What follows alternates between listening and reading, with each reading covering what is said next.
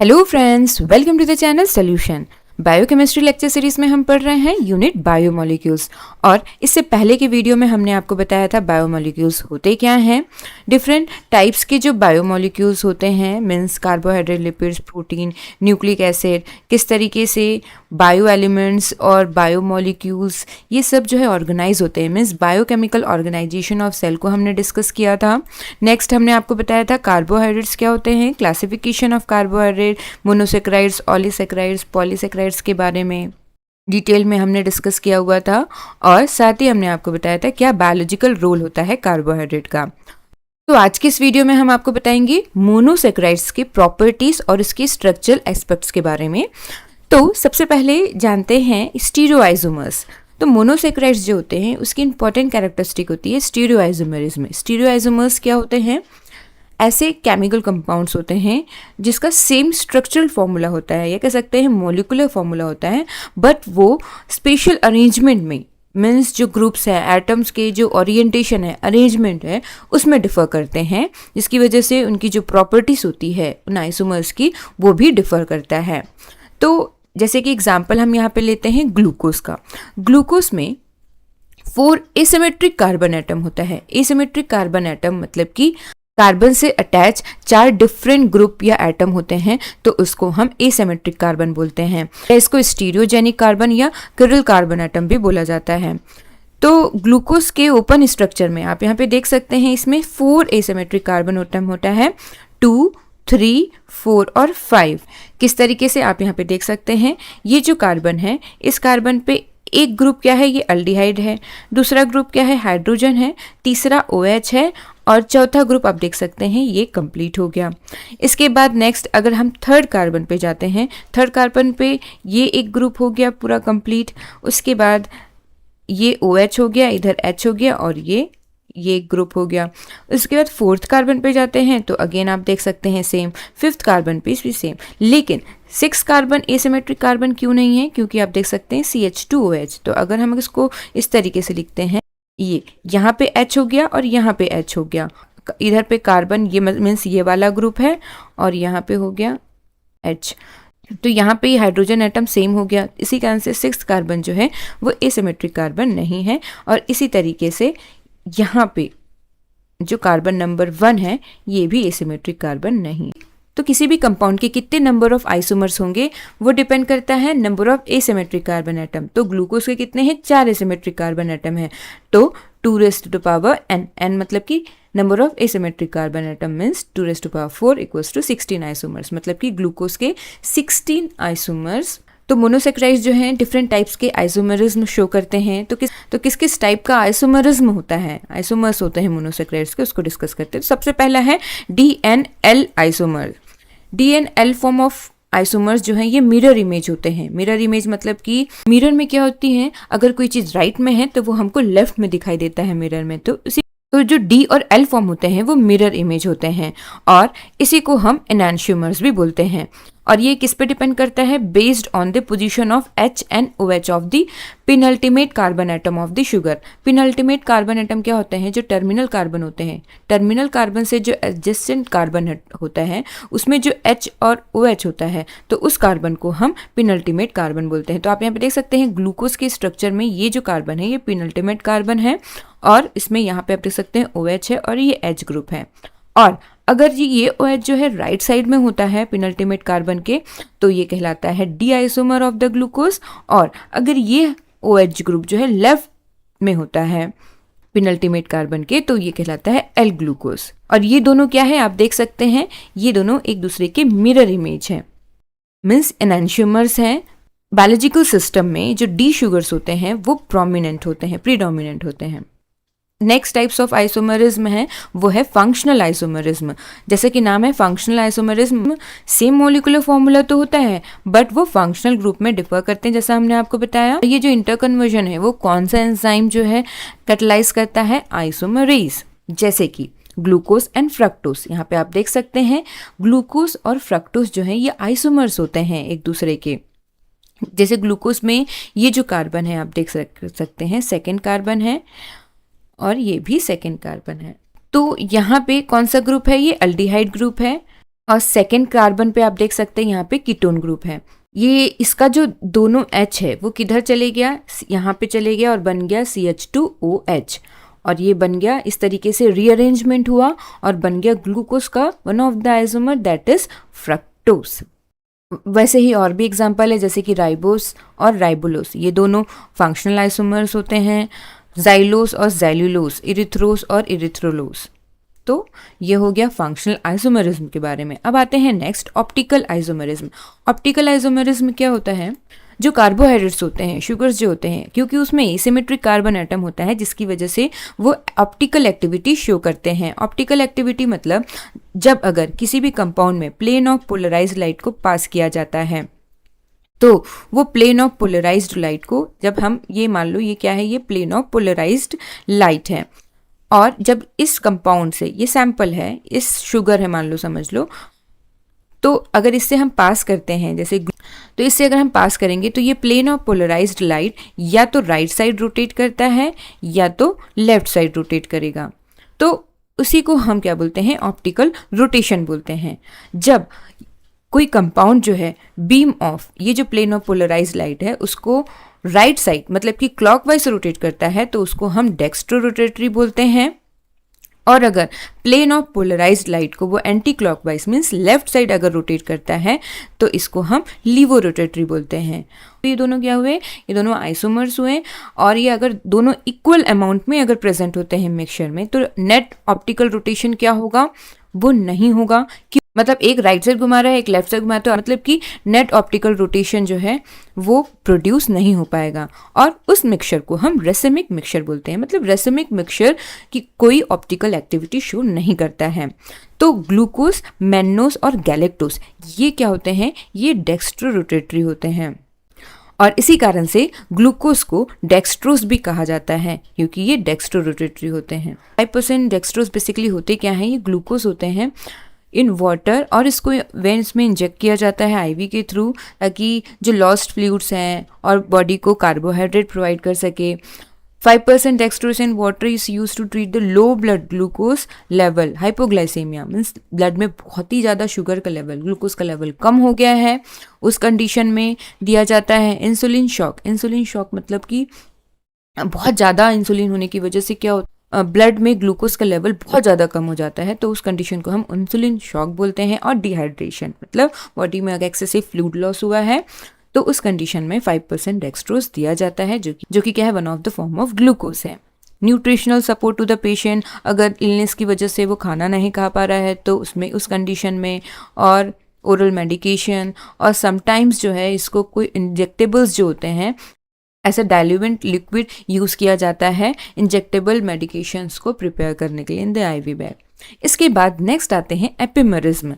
एपिमरिज्म क्या होता है, एपिमरिज्म ऐसे आइसोमेरिक कंपाउंड होते हैं जो डिफर करते हैं H और OH ग्रुप में around a single carbon atom other than the penultimate carbon atom, reference या एनोमेरिक कार्बन एटम। जैसा हमने आपको बताया था, जो D and L जो आइसोमर्स होते हैं ये इस पिनल्टीमेट कार्बन एटम में जो H और OH होते हैं उसके पोजीशन पे राइट साइड या लेफ्ट साइड, तो उसके अकॉर्डिंग जो है D और L आइसोमर्स बनते हैं। लेकिन इस कार्बन को छोड़ के जो अदर जो एसिमेट्रिक कार्बन एटम होते हैं, तो हमने आपको बताया था 2, 3, 4 और 5, फिफ्थ को छोड़ के बाकी अदर जो एसिमेट्रिक कार्बन एटम होते हैं उसके H और OH पोजीशन में अगर डिफर होता है तो वो कहलाता है एपिमरिज्म।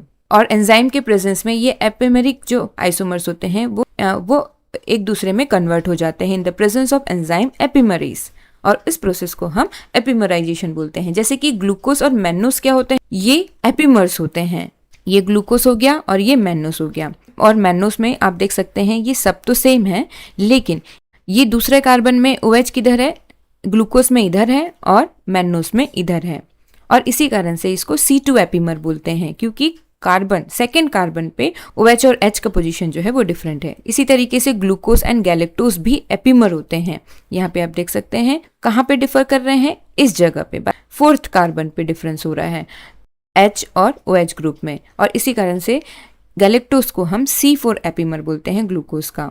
तो mannose is the second epimer, galactose is the fourth epimer, और राइबोस और जाइलोस जो हैं डिफर करते हैं थर्ड कार्बन पे, H और OH, तो इसको हम C3 एपीमर बोलेंगे। तो ये हो गया epimers of mannose, glucose and galactose, और ये आपस में एक दूसरे में कन्वर्ट हो सकते हैं in the presence of enzyme epimerase. इसके बाद नेक्स्ट आते हैं स्ट्रक्चर ऑफ मोनोसेक्राइड्स, जिसके अंदर हम पढ़ेंगे स्ट्रक्चर ऑफ ग्लूकोज। तो मोनोसेक्राइड्स जो होते हैं वो एग्जिस्ट करते हैं ओपन चेन या रिंग स्ट्रक्चर या हावर्थ स्ट्रक्चर। ओपन चेन और रिंग स्ट्रक्चर ऑफ शुगर, इसको किसने प्रपोज किया? बाय दी एमिल फिशर, जिनको नोबेल प्राइज मिला इन 1902, और वॉल्टर हॉवर्थ ने प्रपोज किया हॉवर्थ स्ट्रक्चर, और ये रिप्रेजेंट करता है ग्लूकोज का जो एग्जिस्टेंस फॉर्म होता है बायोलॉजिकल सिस्टम में वो, और नोबेल प्राइज मिला इनके लिए 1936 में। तो सबसे पहले ओपन चेन या रिंग स्ट्रक्चर को हम यहाँ पे समझते हैं। तो जो मोनोसेक्राइड्स होते हैं वो अपने ही जो अल्डिहाइड होता है या कीटो ग्रुप होता है उससे रिएक्ट करता है और बनता है हेमी एसिटल और हेमी कीटल। तो आप यहाँ पे देख सकते हैं, यहाँ पे हमने ग्लूकोज का एग्जाम्पल लिया हुआ है। ग्लूकोज के स्ट्रक्चर में आप देख सकते हैं ये ग्लूकोज का स्ट्रक्चर है, ये कार्बन 1 है, अल्डिहाइड ग्रुप है। ये क्या करता है, ये रिएक्ट करता है 5th वाले कार्बन के OH से और बनता है 2 type of cyclic hemiacetal, जिसको हम अल्फा और बीटा बोलते हैं। तो यहाँ पे आप देख सकते हैं इसके OH से ये रिएक्ट किया और ये बना रिंग स्ट्रक्चर। और अगर जब OH जो है ये लेफ्ट साइड में होता है इस एनोमेरिक कार्बन एटम के, तो वो बीटा ग्लूकोज कहलाता है, beta D glucose Fischer cyclic structure. और अगर ये OH जो है राइट साइड होता है एनोमेरिक कार्बन एटम के, तो वो अल्फा ग्लूकोज कहलाता है, alpha D glucose Fischer cyclic structure. के बाद हम नेक्स्ट जानते हैं Haworth structure. Haworth structure designate करता है शुगर को पायरेनोस, जो कि 6 मेंबर रिंग है बेस्ड ऑन द पायरेन, और दूसरा फ्यूरन रिंग जो कि 5 मेंबर रिंग होता है, furanose based on the furan ring. तो जो साइक्लिक फॉर्म होता है ग्लूकोज का, जिसको हम अल्फा डी ग्लूकोपायरेनोस बोलेंगे या बीटा डी ग्लूकोफ्यूरानोस बोलेंगे। तो ये आप देख सकते हैं ये पायरेन और ये फ्यूरन का स्ट्रक्चर है। तो ग्लूकोज क्योंकि 6 कार्बन एटम होता है तो ये एग्जिस्ट करता है एज अ पायरेनोस या फ्यूरानोस। तो यहाँ पे आप देख सकते हैं बीटा डी ग्लूकोपायरेनोस ये स्ट्रक्चर है। तो अगर हम अल्फा डी और बीटा डी ग्लूकोपायरेनोस का अगर हम बात करें तो यहाँ पे आप देख सकते हैं ये जो 6 कार्बन में CH2OH ग्रुप है इसके अपोजिट में होता है ये वाला OH, तो वो कहलाता है अल्फा डी ग्लूकोपायरेनोस। और अगर ये CH2OH जो है कि सेम डायरेक्शन पे ये OH ग्रुप होता है तो वो कहलाता है बीटा डी ग्लूकोपायरेनोस। और अगर हम फ्यूरानोस की बात करें तो ये 5 कार्बन हुआ, तो 5 कार्बन यहाँ पे आप देख सकते हैं इस तरीके से ये अरेंज हुआ है ये साइक्लिक स्ट्रक्चर। और ये है अल्फा डी फ्रक्टोफेरोनोस और ये है बीटा डी फ्रक्टोफेरोनोस। तो ये हो गया Haworth structure of glucose. Next आते हैं एनोमेरिज्म। जो शुगर होते हैं वो सोल्यूशन में रिंग फॉर्म में एग्जिस्ट करते हैं, और ये जो अल्फा और B cyclic form of D glucose हमने आपको बताया ये एनोमर्स होते हैं। नेक्स्ट आते हैं mutarotation. Mutarotation, muta means changes, और म्यूटा रोटेशन मतलब कि change in the optical rotation by interconversion of alpha and B form of the D glucose. जैसा हमने आपको बताया था एनोमरिज्म में जो एनोमर्स होते हैं डी ग्लूकोज का, अल्फा एंड बीटा साइक्लिक जो फॉर्म होते हैं, इनको ऑप्टिकल रोटेशन चेंज होता है और अल्टीमेट जो इक्विलिब्रियम मिक्सचर बनते हैं, इसी को हम म्यूटा रोटेशन बोलते हैं। ग्लूकोज जो है नेचुरली क्या होते हैं, डेक्स्ट्रो रोटेटरी होते हैं, मीन्स डी ग्लूकोज फॉर्म में होता है, और ये स्ट्रेट चेन जो है स्ट्रक्चर है ऑफ दी ग्लूकोज। अब ग्लूकोज का जो हम फ्रेश सॉल्यूशन बनाते हैं वाटर में रूम टेम्परेचर पे, तो उसका जो ऑप्टिकल रोटेशन होता है वो है 112 डिग्री। मतलब ये क्या है, ये अल्फा एनोमर जो होता है उसका 112 डिग्री ये इसका ऑप्टिकल रोटेशन होता है, जो ग्रेजुअली जो है डिक्रीज होते जाता है आफ्टर 12 to 18 आवर्स। और इसका ऑप्टिकल रोटेशन क्या हो जाता है 52 + 52.5 डिग्री हो जाता है एट इक्विलिब्रियम में। और ग्लूकोज का फ्रेश सॉल्यूशन अगर हम लेते हैं एट 98 डिग्री सेल्सियस, तो उसका जो ऑप्टिकल रोटेशन होता है वो है +19 डिग्री, जो कि बी फॉर्म का, बी एनोमर का, बीटा डी ग्लूकोज का। और ये भी ग्रेजुअली इंक्रीज होता है with in a few hours, और रोटेशन होकर कहाँ तक पहुँचता है +52.5 डिग्री। और एट इक्विलिब्रियम मिक्सचर।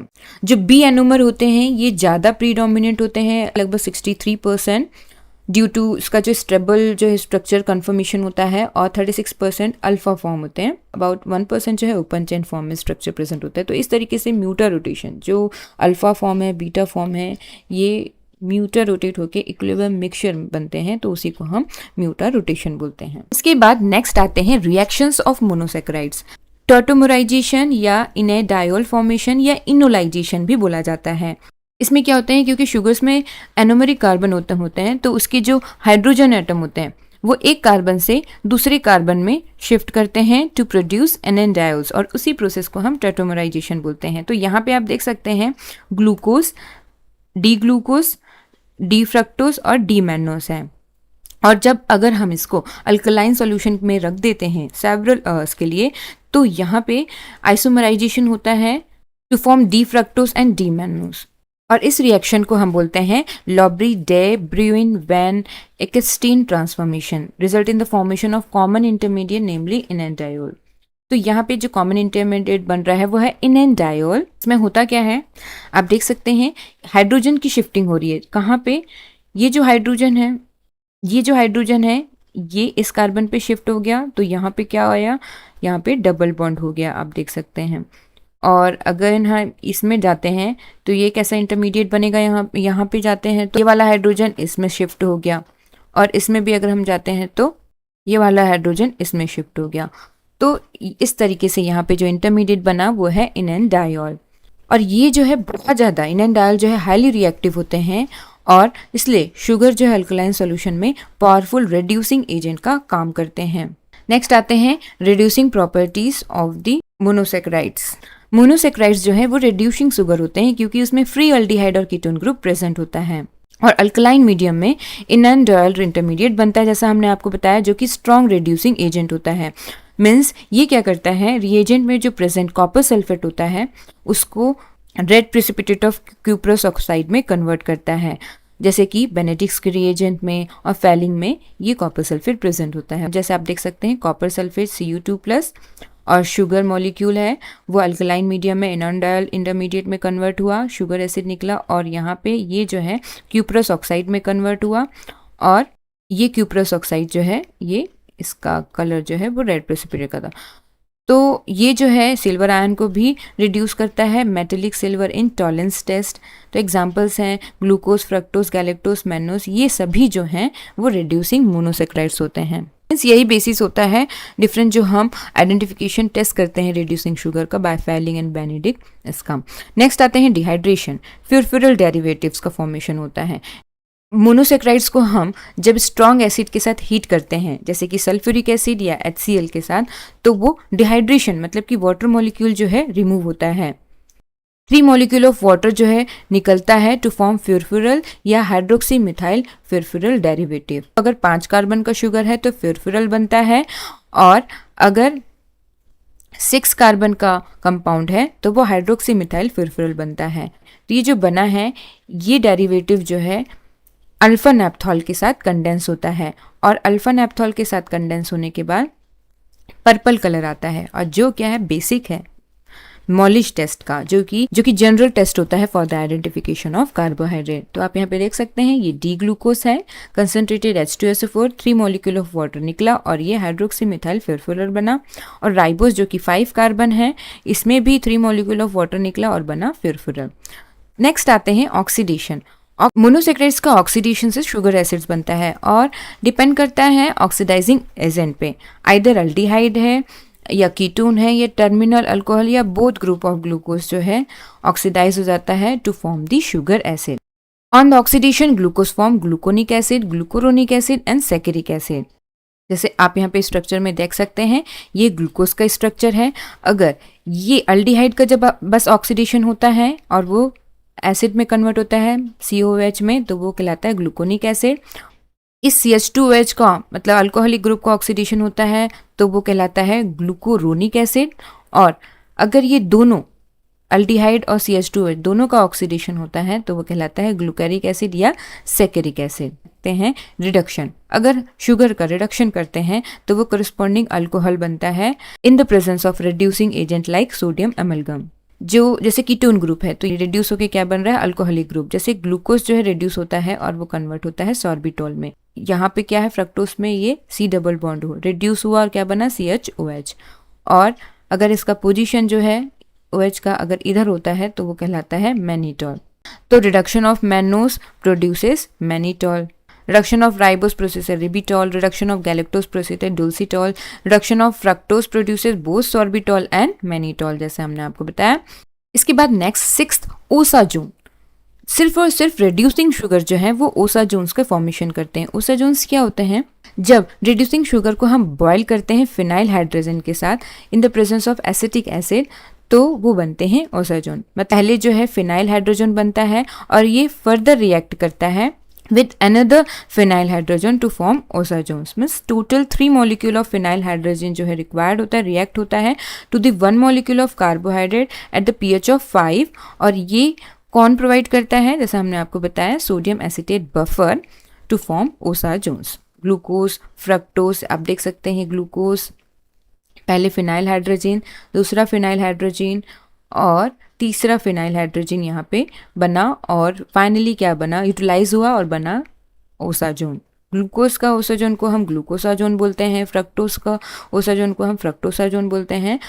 और ये तीनों ग्लूकोज, फ्रक्टोज और मैनोस जो है सेम टाइप के नीडल शेप्ड ओसाजोन बनते हैं। और रिड्यूसिंग डाइसेक्राइड्स जैसे कि माल्टोस, ये भी ओसाजोन्स का फॉर्मेशन करते हैं। सनफ्लावर शेप्ड होता है और लैक्टोस पफ शेप्ड का होता है उसका ओसाजोन का स्ट्रक्चर। नेक्स्ट है स्टेरिफिकेशन। स्टेरिफिकेशन मतलब कि ईस्टर का फॉर्मेशन। दो मोनोसेक्राइड्स का जो OH ग्रुप होता है वो ईस्टर बनाता है with the phosphate group to form phosphorylated sugar. Ester बनाता है विद द फॉस्फेट ग्रुप के साथ, तो उसको हम फॉस्फोईस्टर ऑफ द ग्लूकोज बोलते हैं। जैसे कि glucose plus phosphate give glucose 6 phosphate, या ग्लूकोज के पहले कार्बन पे जब फॉस्फेट ग्रुप जुड़ता है तो वो कहलाता है ग्लूकोज 1 फॉस्फेट। तो इस तरीके से स्टेरिफिकेशन भी होता है मोनोसेक्राइड्स का। नेक्स्ट आते हैं glycosides. Glycosides are formed by the reaction between the OH group of the anomeric carbon of the one sugar with the non-carbohydrate moiety to form glycosidic linkage। Means जो anomeric carbon का जो OH group होता है वहाँ non carbohydrate moiety जो है जब attach हो जाता है थ्रू दी ग्लाइकोसिडिक लिंकेज, तो जो वो फाइनली कंपाउंड बना वो कहलाता है glycosides. Means carbohydrate and non carbohydrate compound जो है ग्लाइकोसिडिक बॉन्ड से जुड़ते हैं एनोमेरिक कार्बन के OH ग्रुप से और बनते हैं ग्लाइकोसाइड्स। और कार्बोहाइड्रेट मोइटी को हम ग्लाइकोन बोलते हैं और नॉन कार्बोहाइड्रेट मोइटी को हम ए ग्लाइकोन बोलते हैं। तो ग्लाइकोसाइड फिजियोलॉजिकल इंपॉर्टेंस क्या होता है, जो स्टेरॉइडल ग्लाइकोसाइड्स होते हैं, डिजिटलिस, जो फॉक्स ग्लूव्स हम बोलते हैं, डिजिटलिस पर्प्यूरिया, डिजिटलिस लैनेटा लीव्स में प्रेजेंट होता है। डाइगॉक्सिन और डिजिटॉक्सिन ये दोनों क्या हैं, ये दोनों ग्लाइकोसाइड्स हैं, कार्डिक ग्लाइकोसाइड्स होते हैं। इसको कार्डिक डिसीज के ट्रीटमेंट के लिए यूज़ किया जाता है। मसल कॉन्ट्रैक्शन को, हार्ट मसल के कॉन्ट्रैक्शन को इंक्रीज करता है, इसी कारण से इसको हम कंजेस्टिव हार्ट फेलियर में देते हैं। तो ये हो गया different properties, stereoisomerism and chemical reactions of monosaccharides. आप यहाँ पे देख सकते हैं इस तरीके से हमने कार्बोहाइड्रेट की classification according to the chemical nature हमने क्लासीफाई किया है। मोनोसेक्राइड्स, ऑलीसेक्राइड्स, ऑलिगोसेक्राइड्स और पॉलीसेक्राइड्स क्या होते हैं, इसमें कितने नंबर ऑफ शुगर्स प्रेजेंट होते हैं, उसको फर्दर कैसे क्लासीफाई किया गया है और विथ एग्जाम्पल हमने यहाँ पे बताया है। और classification of sugar according to the physical and chemical nature, sugar and non sugar देख सकते हैं। तो ये हमने कंप्लीट कर लिया कार्बोहाइड्रेट। नेक्स्ट वीडियो में हम आपको बताएंगे लिपिड्स के बारे में। Thank you very much for watching this video.